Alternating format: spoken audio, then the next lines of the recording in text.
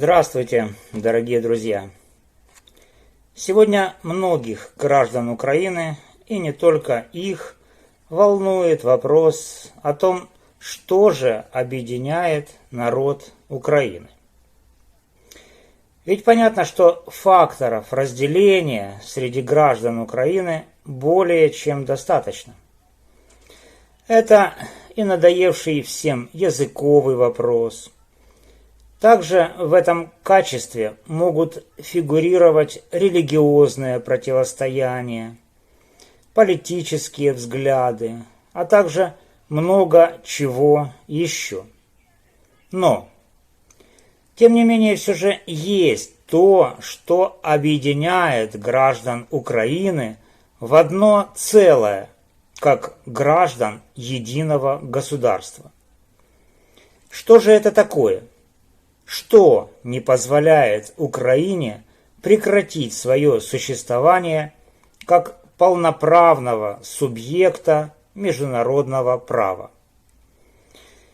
Есть, например, мнение Путина о том, что Украину создал якобы Ленин, труп которого лежит на Красной площади в Москве.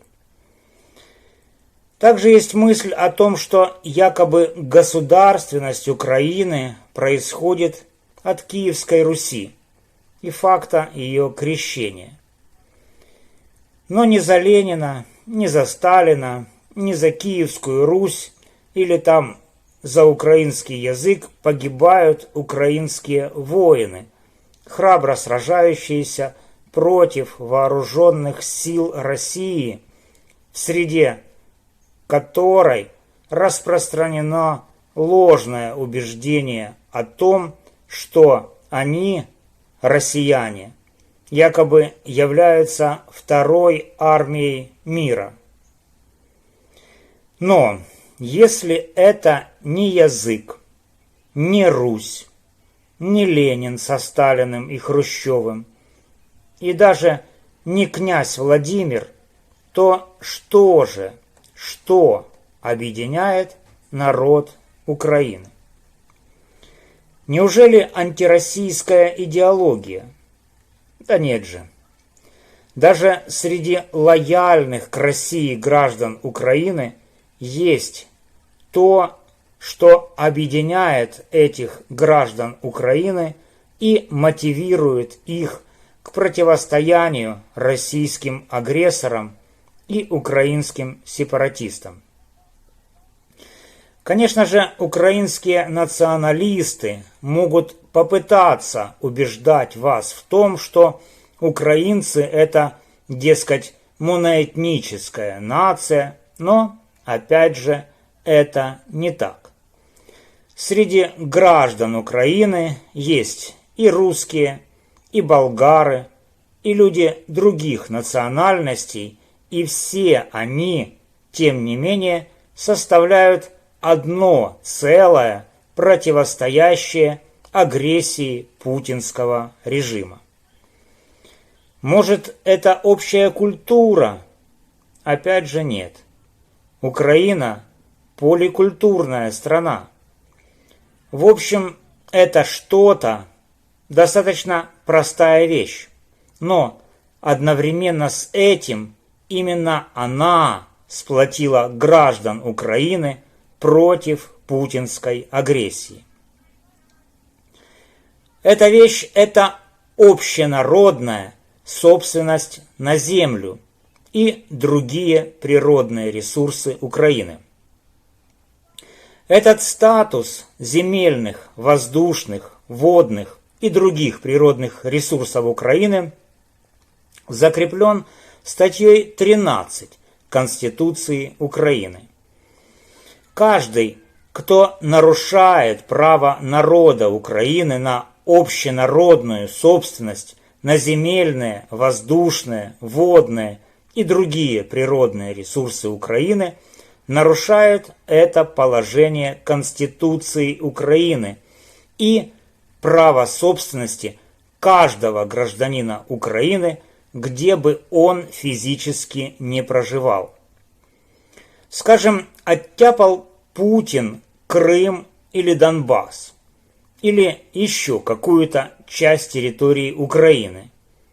Это значит, что он нарушил право собственности на землю, воздушные, водные и другие природные ресурсы каждого гражданина Украины. А собственность, как известно, священна.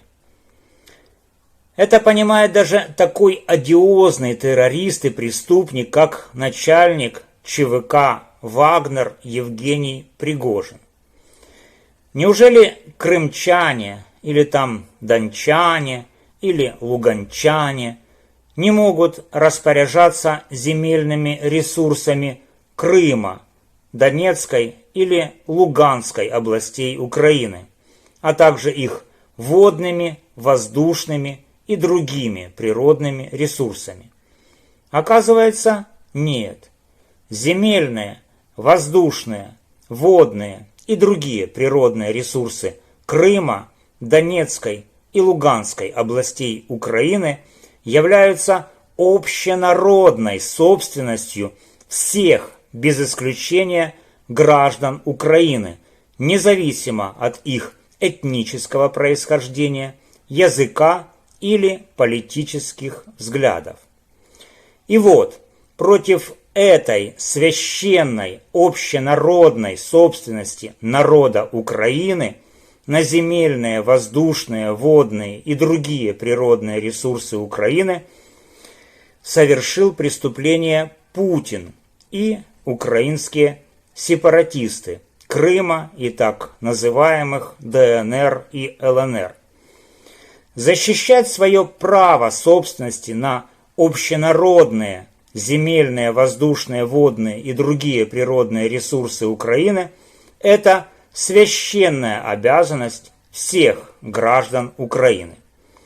А привлечение к ответственности Путина и других российских преступников, нарушивших священное право общенародной собственности народа Украины на земельные, воздушные, водные и другие природные ресурсы Украины – это обязанность и дело чести всего цивилизованного сообщества.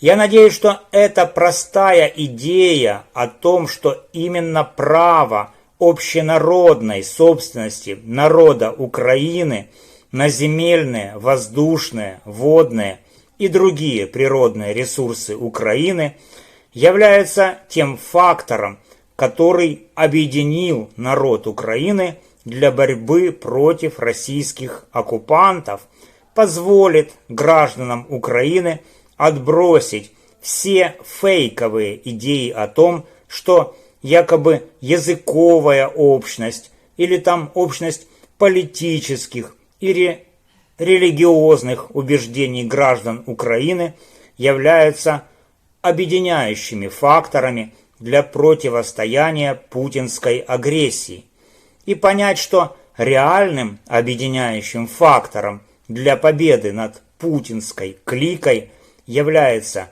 не язык, не вера, не политические взгляды, а именно защита священной общенародной собственности всего народа Украины на земельные, воздушные, водные и другие природные ресурсы Украины.